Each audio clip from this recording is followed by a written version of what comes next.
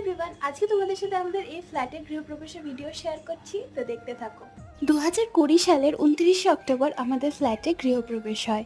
তখন ফ্ল্যাটে শুধুমাত্র ঠাকুরের জায়গাটা আর ফল সিলিং হয়েছিল।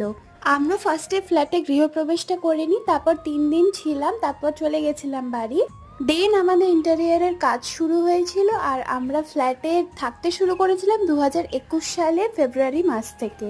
দুধ উতলানো দেখে আমরা আমাদের ফ্ল্যাটে প্রবেশ করেছিলাম। তো এই নিয়মটা আমার ভীষণ ভালো লেগেছিল। আমরা প্রত্যেকটা রুমে যাচ্ছিলাম, মায়ের মাথায় কুলো ছিল, বাবার হাতে নারায়ণ ছিল আর আমার হাতে ছিল একটা ঘটি, তাতে জল ছিল।